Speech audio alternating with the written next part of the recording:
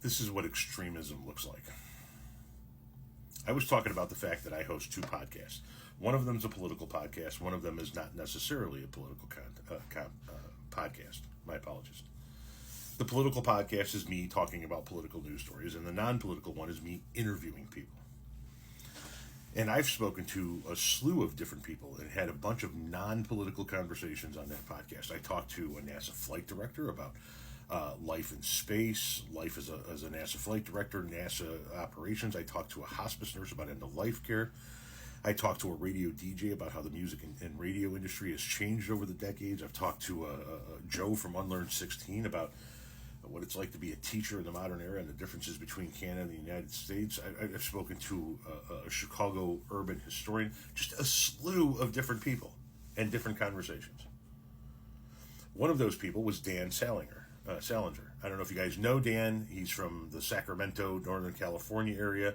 Him and his wife both have very well-known accounts here on TikTok, and Dan has become well-known for his content in dealing with the fact that his elderly father lives with him, and his elderly father has some medical conditions, one of which being short-term memory loss. He always wakes up every morning and doesn't know where he is. It doesn't remember where he is. And my father lived with us the last 4 years of his life, and so Dan and I had a conversation about what it's like being the caregiver of an elderly parent that has medical issues.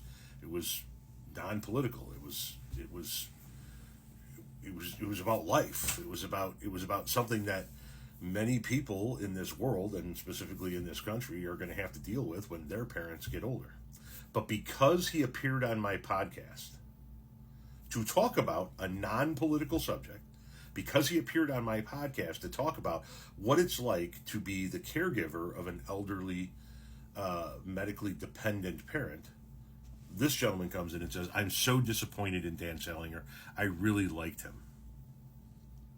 Because he appeared on my podcast? To talk about non-political issues. To talk about the content that made you like him to begin with. Him acting as the caregiver for an elderly parent. That's extremism.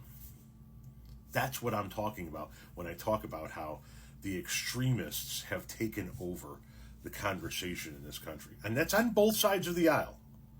But it's really persistent on the right side of the aisle. Like a lot.